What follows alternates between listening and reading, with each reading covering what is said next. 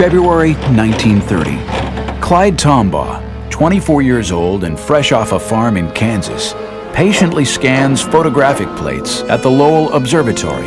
He finds a tiny speck that turns out to be a new planet called Pluto. But in the 75 years since then, our close-up views of Pluto and its giant moon Charon still only come from the artist's imagination. Every other planet has been visited by NASA spacecraft, and the post office has issued stamps to commemorate their close encounters. Of course, for Pluto, because there have been no mission to Pluto, the U.S. stamp says not yet explored. We aim to see a new stamp issued. We have ignition and liftoff of NASA's New Horizons spacecraft on a decade-long voyage to visit the planet Pluto and then beyond. January 19th, 2006. NASA's New Horizons mission to Pluto successfully lifts off from Cape Canaveral, traveling faster than any previous spacecraft. In just 9 hours, New Horizons passes the orbit of the Moon and begins a 9-year voyage to Pluto. February 28, 2007. The spacecraft zooms past the giant planet Jupiter, getting a 9,000-mile-per-hour gravity assist and cutting 2 years off its journey. Spacecraft is outward bound from Jupiter, and we're on our way to Pluto. All right. The Jupiter flyby was a dress rehearsal for Pluto. We got the night showing. Oh wow, look at that. Oh yeah. New Horizons science instruments return detailed images of Jupiter's clouds, moons, and rings. If all continues well, things look good for July 2015 and the Pluto flyby. In the past decade, humans have been making amazing discoveries in the outer solar system. The very first thing I did is grab my telephone and called up my wife, and I said, I found the 10th planet. But astronomers continue to debate the definition of a planet and how the new discoveries change our evolving picture of the solar system.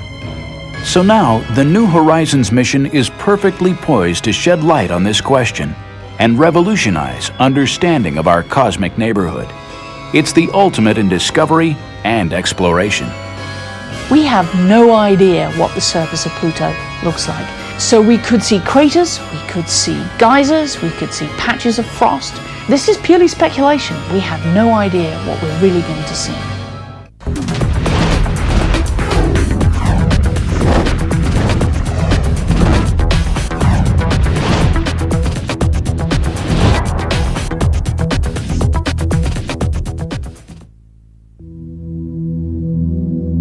Late 2005, the long journey begins. Cape Canaveral, Florida, NASA's Kennedy Space Center. In the Kennedy clean room, the New Horizons spacecraft takes its first short flights. It's just over 2 meters, about 7 feet from the tip of its high-gain antenna to where it joins the rocket, about the size of a grand piano. Fully loaded with fuel, it weighs 1,000 pounds. Not very large or heavy for a planned journey of almost 20 years. The main difficulty about going to Pluto is that it's so far away. The Earth is almost 100 million miles away from the Sun. Pluto is 30 times that far, 3 billion miles away. To get to Pluto in our lifetimes means it has to go very fast. Its average speed is more than 10 miles per second. And to do that, it had to be light. One of the unique things about New Horizons is that we built a very light spacecraft and bought a very large launch vehicle. And the combination is ferocious. It gives us a very high flyout speed because we have a very long way to go. Sprinting away from Earth on launch day, New Horizons crossed the orbit of the Moon in just 9 hours. Apollo took 3 days. The spacecraft reached Jupiter in 13 months. Galileo took 6 years. But even traveling more than 50,000 miles per hour, it will still be 2015 before New Horizons reaches Pluto and Charon. So it's not that we're dawdling, we have a long way to go. Why send a spacecraft on such a long and difficult journey into such a challenging environment? For the science team, it's a voyage back in time to see, close up, evidence of how solar systems form from clouds of gas and dust, and how Earth and all the planets were born. We're going to learn about how planets are built. Because what Pluto is a planetary embryo, an object that's partially formed as a large planet, a stage in planetary formation that the Earth went through, that Mars went through, that all the larger planets had to pass through this size scale. But here we see an object that didn't get any further in the case of Pluto. The National Academy of Sciences rated this mission to Pluto and beyond the most important planetary mission of the decade. That's because New Horizons could rewrite everything we know about the planets of our solar system. And if you think about the solar system, the so-called terrestrial planets, they're rocky objects in the inner solar system, Mercury, Venus, Earth, and Mars, have a lot of similarities. Then you step out a little bit further and you get into what are called the gas giant planets. These are huge objects which are dominated by large amounts of molecular hydrogen and helium gas. And that's Jupiter, Saturn, Uranus, and Neptune. And that was it. We sort of stopped there. And then there was the little misfit Pluto at the outer edge of the solar system. Poor little Pluto, all on its own. Then in the 1990s came a series of discoveries that changed everything. Researchers found more and more icy objects in a massive region of the outer solar system known as the Kuiper Belt. And once we discovered the Kuiper Belt, everything sort of fell into place. The understanding that, in fact, Pluto and Charon are members of this other class of objects called the ice dwarfs. And in fact, we think that these ice dwarfs are the most populous class of planetary body in our entire solar system. That tells us, from that respect, Pluto's not special. It's got lots of company out there. Ice dwarfs aren't just far out there. In the early days, 4 billion years ago, they may have had a role in shaping Earth and bringing our planet the materials of which we're made. The collisions within the Kuiper Belt produce the short period comets, which then fall in towards the sun and bombard the Earth, sometimes bringing some of that raw material from which life formed and some of the water that's on the surface of the Earth. This information about the Earth's birth isn't available anywhere else. So the key part of that big puzzle of how the solar system formed will come from looking at Pluto, understanding its nature, what it will imply about its formation, how it came to be, and everything about it.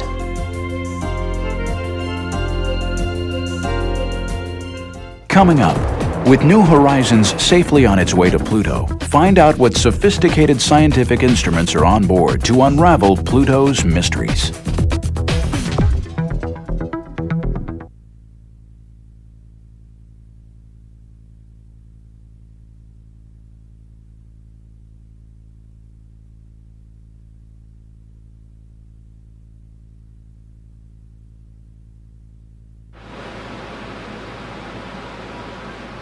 For this first ever trip to Pluto, the science team wants to find out the basics. What do Pluto and Charon look like? What are they made of? And what kind of atmosphere exists? Their hunch is that all these questions are connected. With Pluto, if you want to understand the atmosphere, you have to understand the surface. If you want to understand the surface composition, you have to understand the geology. If you want to understand the geology, you've got to understand the atmosphere. It's all tied together, and so we have instruments to study every aspect of Pluto. The 7 science instruments on board New Horizons are ingeniously designed. They're small and weigh very little. On average, each uses no more power than a household nightlight, and they're intended to work together seamlessly. We picked names for most of our instruments. We have Rex and Alice and Ralph, and it's just a happy family. The black and white telephoto camera called Lori will be used for navigation in the months before closest approach and to study Pluto's surface. This big barrel is a telescope called LORI, the Long Range Reconnaissance Imager. It's our biggest, most powerful camera in terms of resolution power. The cameras are key. For over 60 years, Pluto remained little more than a dot, as small and dim as a walnut seen from 30 miles away. In the 1990s, even the Hubble Space Telescope showed just a blurry surface. And this true color image is the best we can do with Hubble and advanced computers. Pluto clearly has a varied surface, but whether these are mountains or craters or polar caps remains a mystery. That's where New Horizons wide-angle camera comes in. We want to get up close and personal. Ralph is our main color camera. It's also the camera that's going to take our main global maps of Pluto. We can get in and map at scales of kilometers and sub-kilometers and even down to tens of meters. Football field-sized resolution at Pluto. We're going to be able to, to see things thousands of times more precisely than what we've been able to do with the Hubble Space Telescope. Strangely enough, Pluto's surface seems to have about the same brightness as freshly fallen snow on Earth. It appears so dim only because it's so small and very far away. Equally bizarre, Pluto sometimes behaves more like a comet than a planet. When its eccentric orbit brings it closer to the Sun, the surface heats up and produces a denser atmosphere. Ralph's sister instrument, using a different part of the electromagnetic spectrum, will be studying that. This is the ALICE ultraviolet spectrometer, which will probe the composition of Pluto's atmosphere and also study its surface. It measures light with a shorter wavelength than what you and I see. We fly past Pluto, that's the antenna direction. We're going to turn, so the antenna is pointed back at Pluto, back toward the Sun. And we're going to watch as the Sun passes behind Pluto, and we're going to see the sunlight get absorbed at these ultraviolet wavelengths, and we can tell what the atmosphere is made out of at these different heights. As Pluto approaches and retreats from the Sun, it's thought that there are seasons and weather that resurfaces the planet with fresh, bright ices.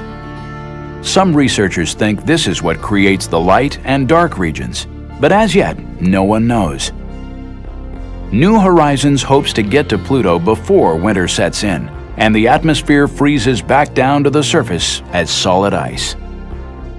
Along its 9-year voyage, New Horizons will also be collecting some very important samples of dust.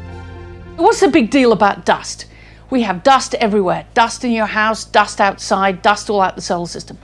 Well, dust comes from the grinding up of material that gets shed and left around. In the case of the solar system, we believe that the dust that's flying around the solar system was produced by the grinding up of asteroids, the grinding up of Kuiper Belt objects, the grinding up of ring particles and so on, that is left over from the process of not just forming the solar system, but its constant evolution over time.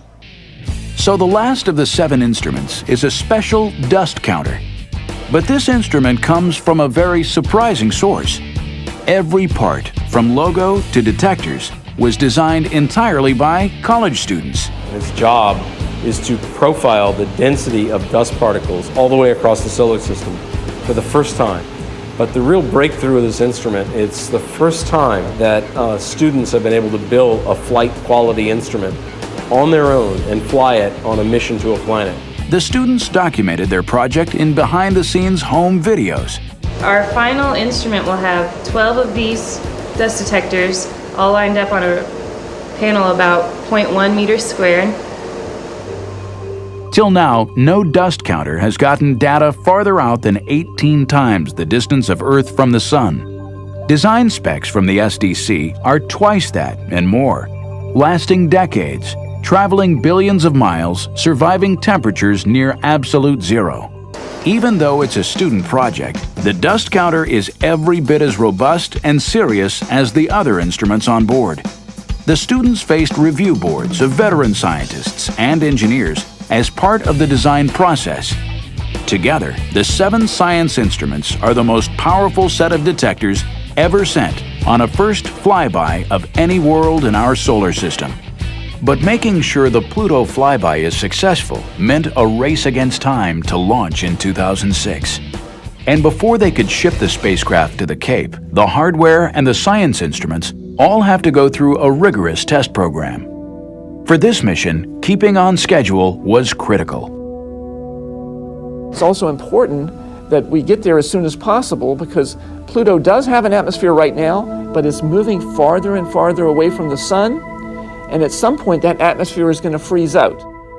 Although meeting the target launch date is critical, so is making sure that all the hardware works together like a finely tuned machine. One builds a spacecraft, you build the individual boxes and instruments first, And they go through their own tests, both functionally and then environmental tests. And that's sort of equivalent to the members of an orchestra, each tuning up. But once you build it as a spacecraft, once you've assembled it, then you're playing the symphony. And that's what we've been doing. We've been testing it as a system.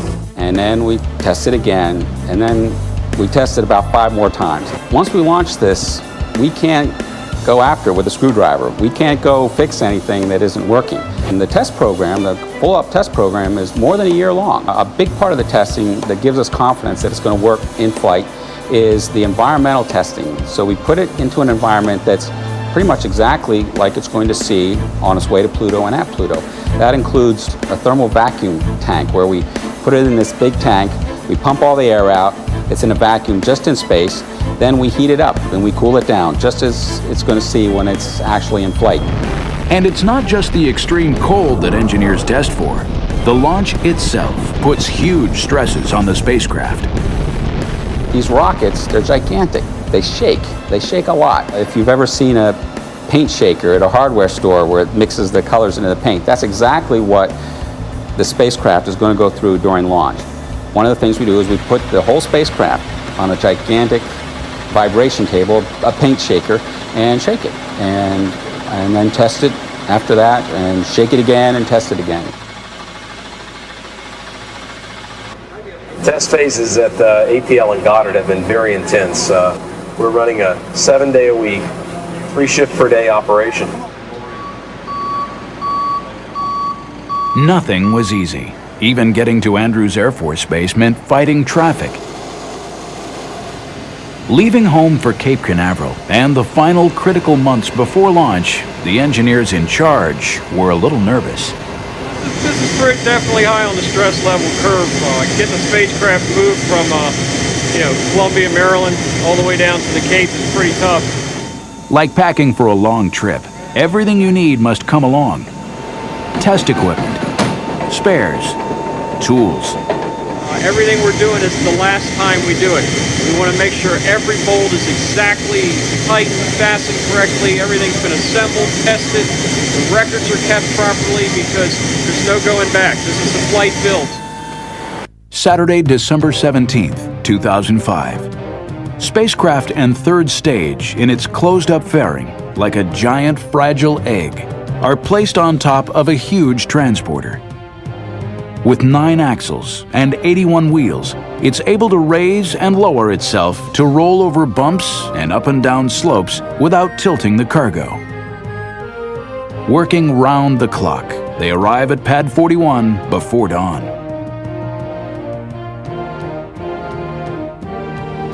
75 years after the discovery of Pluto, 17 years after a mission was first proposed, the dream of exploring the 9th planet was now only weeks from launch.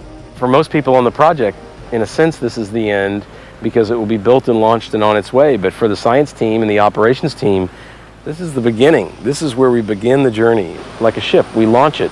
On January 19, 2006, after nearly 2 decades of planning, building, and testing, a picture-perfect launch thrilled the mission operations team back at Johns Hopkins. But the long journey to understand Pluto actually began 75 years earlier, far away in the American West.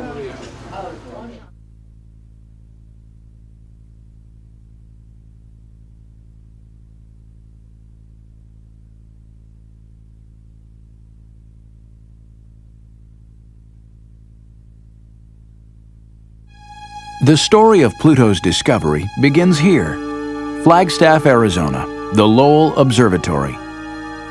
Named for its founder, Percival Lowell, a rich Bostonian who was fascinated first by the possibility of water and life on Mars, and then by the search for Planet X, an undiscovered world out beyond Neptune. Pluto was discovered here, and the observatory remains a center of Pluto research today. Astronomer Mark Bowie personifies the ingenuity and persistence it takes to study Pluto. Part of why I like Pluto so much, because it's a cold, icy place. Bowie's role on New Horizons is to help find targets far out in the Kuiper Belt, where the spacecraft will travel after it has flown by Pluto and Charon. This homegrown instrument, named Mimir after a Norse god of wisdom, will be placed on ground-based telescopes to study ices on Pluto's surface before the spacecraft gets there. For 2 decades, Bowie and colleagues have used the best instruments available to map the planet. In the mid-90s, he and Alan Stern collaborated in using the Hubble Space Telescope to make the first direct images of Pluto's surface. Hubble has revealed the first glimpse of Pluto for the first time. And it's exciting to Mark and I and to our whole scientific team to be able to see this object that no humans really could glimpse as a real planet, as a real object in the solar system previously. In 2002, astronauts placed the new Advanced Camera for Surveys on board Hubble, and Bowie now had data for a new map. I think this map is probably the best map we're going to get prior to the spacecraft getting there. Pluto clearly has dramatically varied geology, though the images are still mysterious. But what a transformation from the dot of light that was Clyde Tombaugh's first sight of Pluto 3/4 of a century earlier. 75 years to the exact day and time, Observatory Director Robert Millis shows us how the discovery was made. 75 years ago, Clyde Tombaugh sat at this machine and became the first person to ever see the planet Pluto. The machine is called a blink comparator. Tombaugh used it to look at photographs of the same patch of sky taken a few days apart. Night after night, he'd patiently expose the large glass plates. Day after day, he'd blink the plates back and forth, looking for anything different from the fixed points of starlight. Decades later, Tombaugh still recalled just how uncomfortable and challenging the search for Planet X turned out to be. You get cold, you get numb. It takes a lot of perseverance, because this gets brutally monotonous. Blinking back and forward, Tombaugh was looking for anything that shifted position. The only means you have identifying a planet is going to be small, it's like a small star image. The only clue you have is it shifts position with an interval of a few days in the night's time. That's the only clue you have. So you've got to see all these star images, hundreds of thousands of them, to see if any of them shift position during the interval between the first and second plate. That small movement was just what Tombaugh saw on February 17, 1930. The arrows were added to show its position a few days apart. It was just what Lowell and Tombaugh wanted to see, a distant planet. After some debate, an English schoolgirl, 11-year-old Venetia Burney, came up with the name Pluto, god of the underworld. PL, of course, were also Lowell's initials.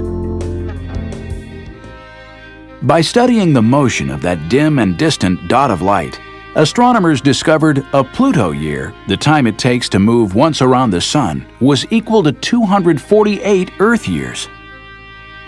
The angle of its orbit, seen here in silver, was steeper than any other planet.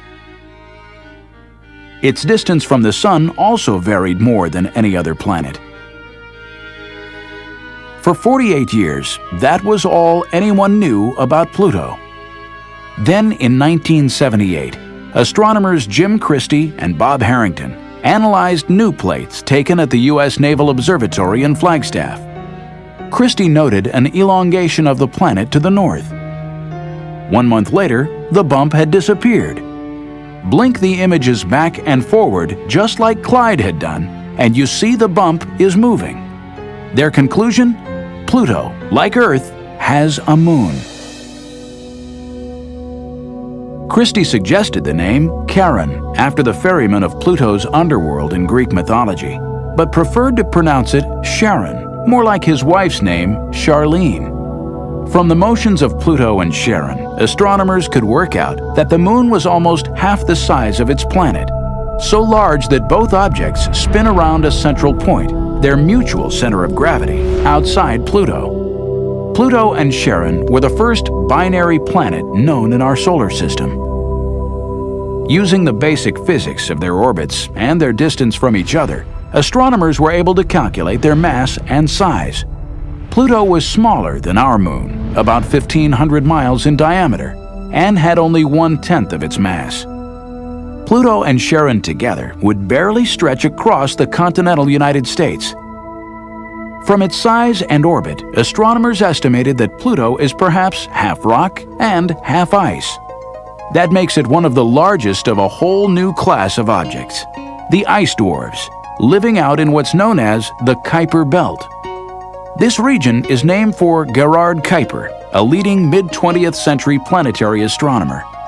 Kuiper suggested that the solar system didn't end with Neptune and Pluto, but that there should be a disk or belt of other worlds somewhere way out there. In 1992, from a mountaintop in Hawaii, David Jewett and Jane Liu found the first Kuiper Belt object.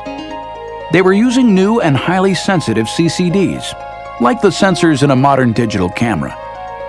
But their technique was essentially an updated version of Tombaugh's work.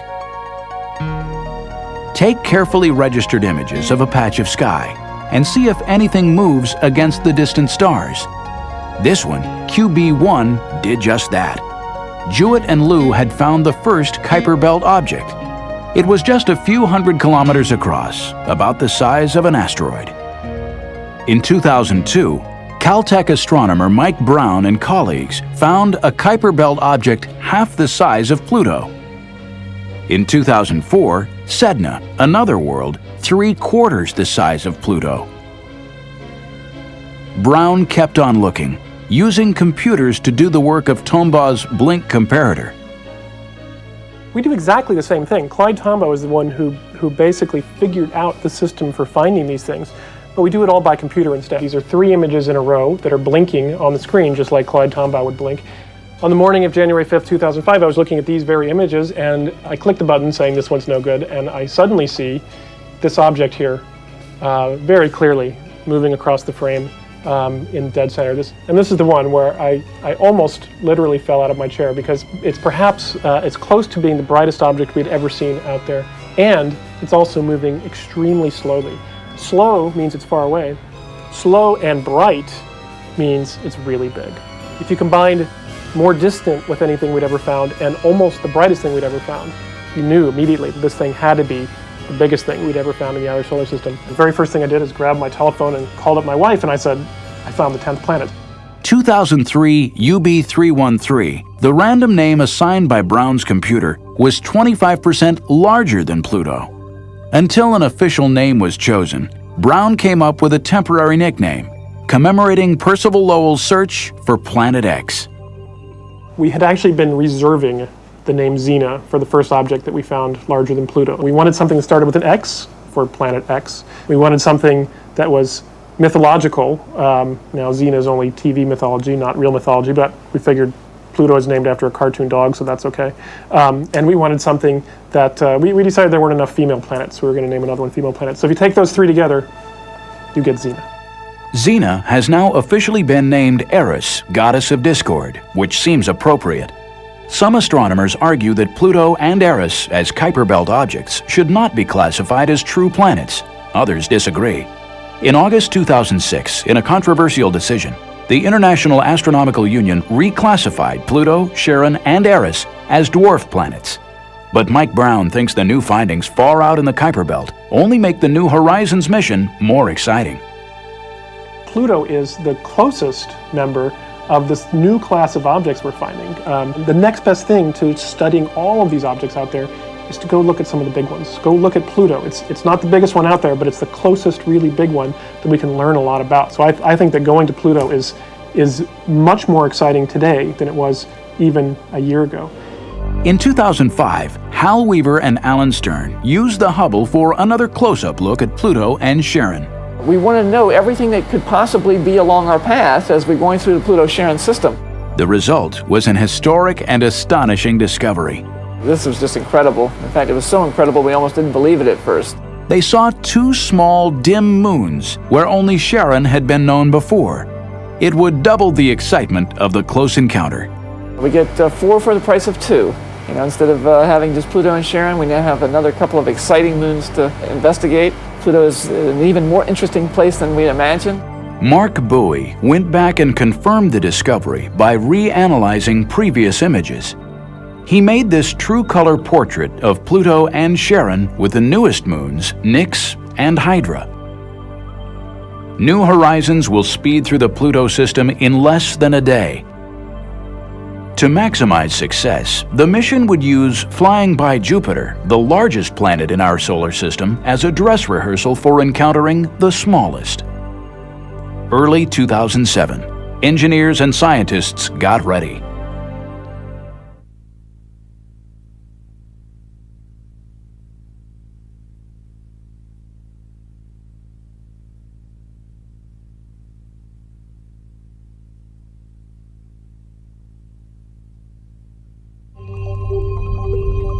Unlike missions that go into orbit around their target planet, New Horizons is traveling so fast there's no practical way to slow down. After a 9-year trip, closest approach to Pluto and Charon will flash by in less than a day. This is going to be incredibly nerve-wracking. As we do the encounter, we get one shot at flying by Pluto. That's both terrifying, also very exhilarating. Pluto is so far away that radio signals from Earth take 4.5 hours to get there, and 4.5 hours back. This 9-hour round-trip light time means computer commands for every aspect of the encounter, from navigation to operation of the science instruments, must be programmed, tested, and uploaded ahead of time. It's very scary to build a spacecraft and then launch it and not get any data for 9 years. And so it's really key to test out the instruments before we get there. June 2005, 10 full years before arrival at Pluto. The mission operations team runs a detailed simulation of the encounter, modeled to the split second. To test the spacecraft still more rigorously, the project decides to use the Jupiter flyby to take actual scientific observations. They'd look at the volcanic moon Io. They'd study Jupiter's cloudy surface and aurora. This will be a wonderful dress rehearsal for the whole process of putting together a complicated sequence. And we only get to do it once at Pluto, so having this practice at Jupiter will be very valuable for that. January 2007, still another simulation. The Jupiter encounter has mission planners working harder than ever. So it's more intense than by several orders of magnitude than anything we've done as far as memory usage, which translates to number of commands. It's more intense actually than our Pluto simulations we did pre-launch. I guess the usual stuff. Axis normal, our SPE is going to range from 7.056 degrees.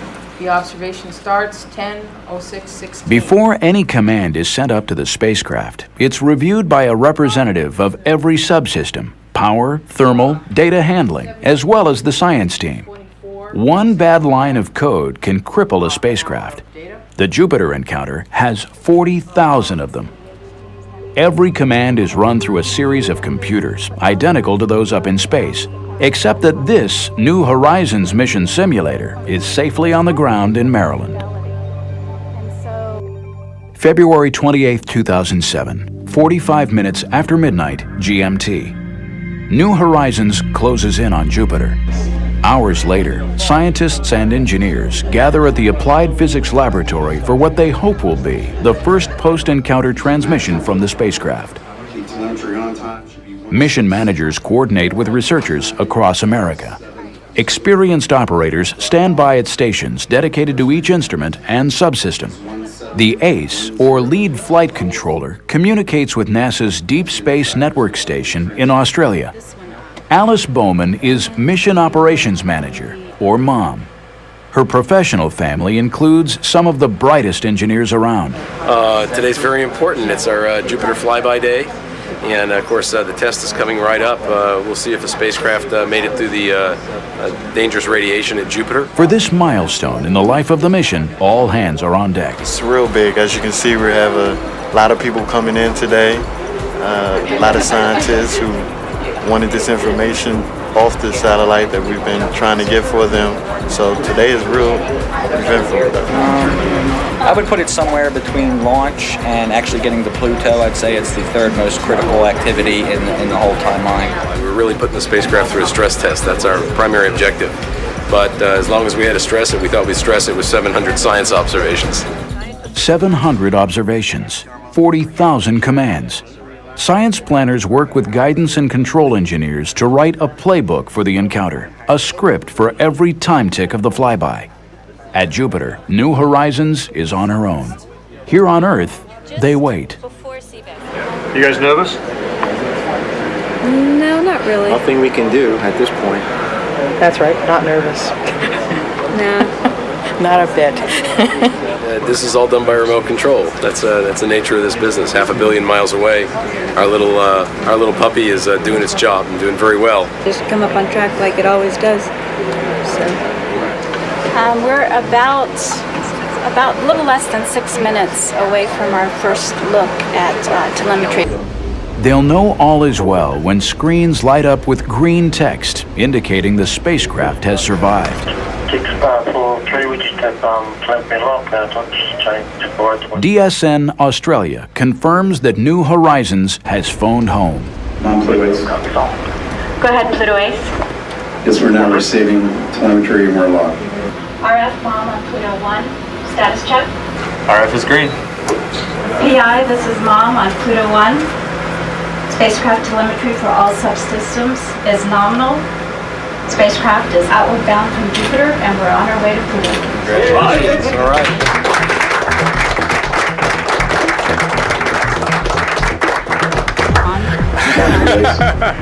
Oh, relieved. We expected everything to go well, but it's good to know that it really did. Now we still have to wait for the data to come down, see what's happening with the radiation levels on our instruments, and waiting for that really good picture of Io that we should be getting in a couple of hours. Good, everything's looking really good at this point. The station's cooperating, no problems with the station, the spacecraft's in a good state, all's well. Jupiter is not our ultimate destination. It's very nice, that we can actually get a lot of great scientific data for free, basically. We get that gravity boost, the most important thing, but after that, just getting that extra science and the extra practice for doing an encounter, which are really hairy. These encounter situations where it's all or nothing. You fly by and you don't return. We have to make sure everything works perfectly. So we're going to learn some lessons from this experience, apply them to the Pluto encounter, and hopefully make for an even better Pluto encounter. The engineers could tell right away that all spacecraft systems were nominal. But the scientists wanted to see the very first pictures of Io. They'd gotten used to fancy computer graphics depicting an imaginary trajectory and volcanic plumes. But the actual images just in from Jupiter would determine scientific success or failure.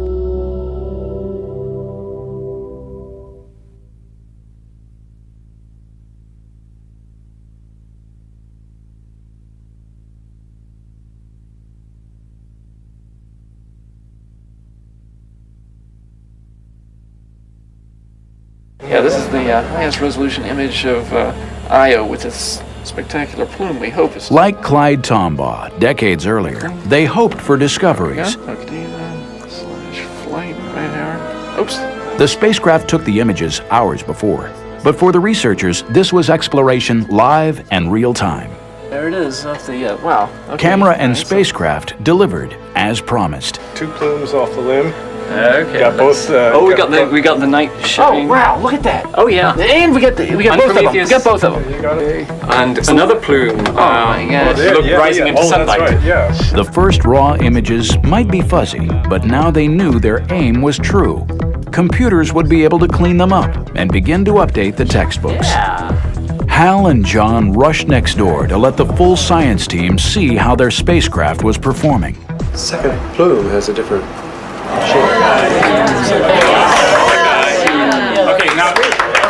Researchers called out requests to adjust brightness and contrast to reveal details hidden in the pictures.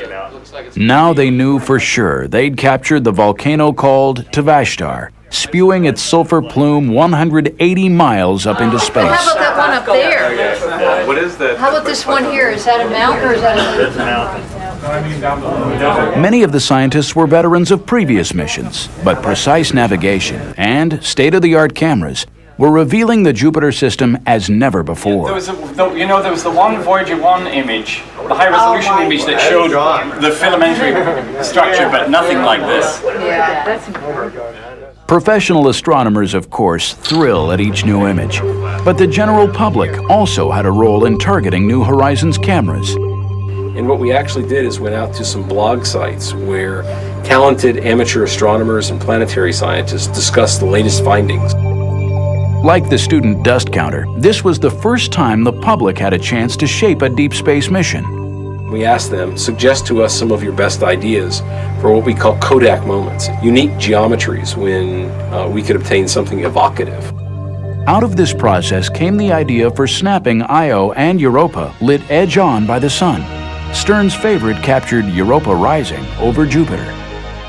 It gives you that feeling that you're actually at Jupiter, and you have a view that you might not expect to have from a spacecraft, as if you were actually there, an astronaut making the flyby with New Horizons.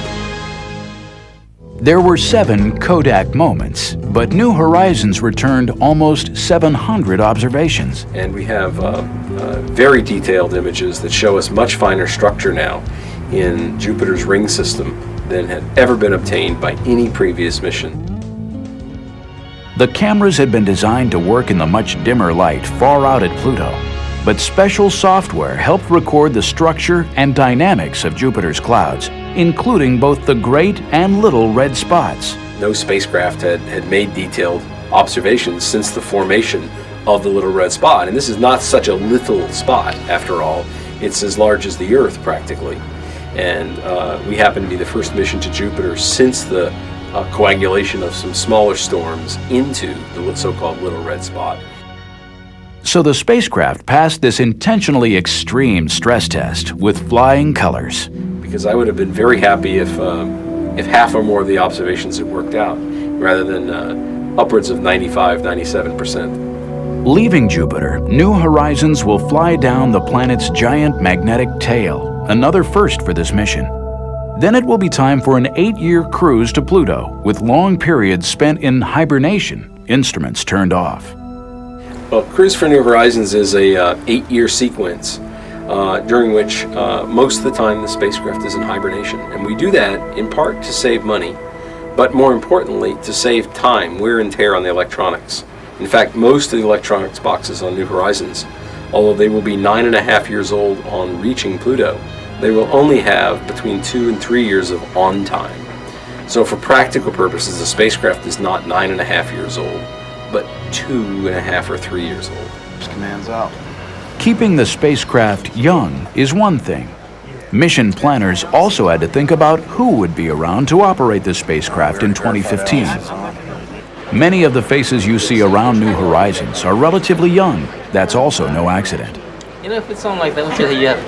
The project wants to make sure key team members are still on the job when the spacecraft gets to Pluto. How old are you going to be? In 2015? Yeah. I don't know, somewhere in my 40s. Oh, and you're a youngster. Yes. If all goes well, even 2015 won't be an end date for New Horizons. It should have enough fuel to travel onwards, to rendezvous with 1 or 2 ice dwarfs beyond Pluto. 3, 2, 1. The story of New Horizons may be a tale of high-powered rockets and sophisticated science instruments, but it's also evidence of human persistence, passion, and boundless imagination. It's going to be an almost timeless object, that we're building something that will not only outlast the pyramids, but outlast the mountain ranges of the Earth. This will fly through the galaxy essentially unchanged from the way we build it, and it will be just that way for billions of years, literally. That's a stunning thing to me every time I think about it. New Horizons is not just breakthrough science. It's another milestone in America's vision of space exploration. Humans are explorers. I mean, we're not satisfied just to sit still with the status quo. We want to understand our place in the universe. We want to understand why we're here. Is the Earth unique? Is life unique? And science, and in particular space science, where we're going out to study the planets, is a very important component of that process. Virtually every place we've sent a spacecraft on a first reconnaissance mission like this that we find out that our Earth-based notions were flat wrong. So I'll tell you what we expect, but before anything, what we expect is to be surprised. Exploring the outer solar system, because it's so far, takes a lot of time. We're talking decades rather than a few years. It requires a lot of patience, a lot of dedication, a lot of perseverance, but it's exciting. It's the frontier. It's the place that we know the least about, and yet the rewards could be huge in terms of what it tells us about the origin and evolution of the solar system. And because it's so far, we just want to know what's there. It's curiosity. That the Earth went through, that Mars went through, that all the larger planets had to pass through this size scale. But here we see an object that didn't get any further, in the case of Pluto. The National Academy of Sciences rated this mission to Pluto and beyond the most important planetary mission of the decade.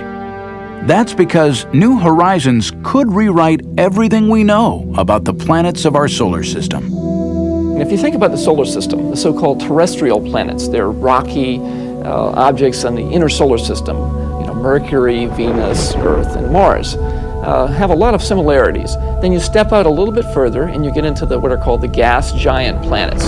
These are huge objects which are dominated by large amounts of molecular hydrogen and helium gas. And that's Jupiter, Saturn, Uranus, and Neptune. And that was it. We sort of stopped there. And then there was a little misfit Pluto at the outer edge of the solar system. Poor little Pluto, all on its own. Then in the 1990s came a series of discoveries that changed everything. Researchers found more and more icy objects in a massive region of the outer solar system known as the Kuiper Belt.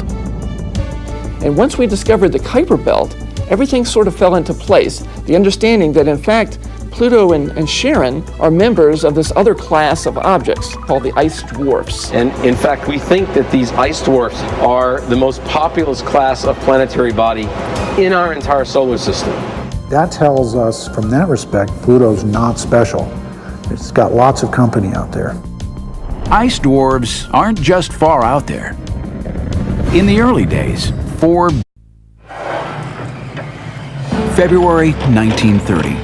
Clyde Tombaugh, 24 years old and fresh off a farm in Kansas, patiently scans photographic plates at the Lowell Observatory. He finds a tiny speck that turns out to be a new planet called Pluto. But in the 75 years since then, our close-up views of Pluto and its giant moon Charon still only come from the artist's imagination. Every other planet has been visited by NASA spacecraft. And the post office has issued stamps to commemorate their close encounters. Of course, for Pluto, because there have been no mission to Pluto, the U.S. stamp says not yet explored. We aim to see a new stamp issued. We have ignition and liftoff of NASA's New Horizons spacecraft on a decade-long voyage to visit the planet Pluto and then beyond. January 19th, 2006. NASA's New Horizons mission to Pluto successfully lifts off from Cape Canaveral, traveling faster than any previous spacecraft. In just 9 hours, New Horizons passes the orbit of the Moon and begins a 9-year voyage to Pluto. February 28, 2007. The spacecraft zooms past the giant planet Jupiter, getting a 9,000-mile-per-hour gravity assist and cutting 2 years off its journey. Spacecraft is outward bound from Jupiter, and we're on our way to Pluto. All right. The Jupiter flyby was a dress rehearsal for Pluto. Billion years ago. They may have had a role in shaping Earth and bringing our planet the materials of which we're made. The collisions within the Kuiper Belt produce the short-period comets, which then fall in towards the sun and bombard the Earth, sometimes bringing some of that raw material from which life formed and some of the water that's on the surface of the Earth. This information about the Earth's birth isn't available anywhere else. So the key part of that big puzzle of how the solar system formed will come from looking at Pluto, understanding its nature, what it will imply about its formation, how it came to be, and everything about it.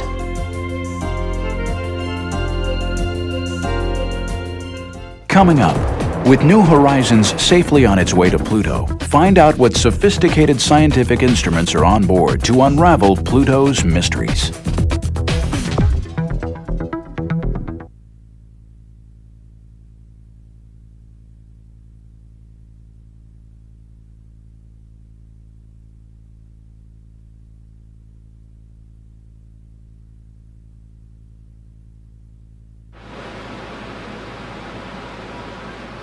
For this first ever trip to Pluto, the science team wants to find out the basics. What do Pluto and Charon look like? What are they made of, and what kind of atmosphere exists? Their hunch is that all these questions are connected. With Pluto, if you want to understand the atmosphere, you have to understand the surface. If you want to understand the surface composition. Fully loaded with fuel, it weighs 1,000 pounds. Not very large or heavy for a planned journey of almost 20 years. The main difficulty about going to Pluto is that it's so far away. The Earth is almost 100 million miles away from the Sun. Pluto is 30 times that far, 3 billion miles away. To get to Pluto in our lifetimes means it has to go very fast. Its average speed is more than 10 miles per second. And to do that, it had to be light. One of the unique things about New Horizons is that we built a very light spacecraft and bought a very large launch vehicle. And the combination is ferocious. It gives us a very high flyout speed because we have a very long way to go. Sprinting away from Earth on launch day, New Horizons crossed the orbit of the Moon in just 9 hours. Apollo took 3 days. The spacecraft reached Jupiter in 13 months. Galileo took 6 years. But even traveling more than 50,000 miles per hour, it will still be 2015 before New Horizons reaches Pluto and Charon. So it's not that we're dawdling, we have a long way to go. Why send a spacecraft on such a long and difficult journey into such a challenging environment? For the science team, it's a voyage back in time to see, close up, evidence of how solar systems form from clouds of gas and dust, and how Earth and all the planets were born. We're going to learn about how planets are built, because what Pluto is a planetary embryo, an object that's partially formed as a large planet, a stage in planetary formation. We got the night show. Oh wow, look at that. Oh yeah. New Horizons science instruments return detailed images of Jupiter's clouds, moons, and rings. If all continues well, things look good for July 2015 and the Pluto flyby. In the past decade, humans have been making amazing discoveries in the outer solar system. The very first thing I did is grab my telephone and called up my wife, and I said, I found the 10th planet. But astronomers continued to debate the definition of a planet and how the new discoveries change our evolving picture of the solar system. So now, the New Horizons mission is perfectly poised to shed light on this question and revolutionize understanding of our cosmic neighborhood. It's the ultimate in discovery and exploration. We have no idea what the surface of Pluto looks like. So we could see craters, we could see geysers, we could see patches of frost. This is purely speculation. We have no idea what we're really going to see.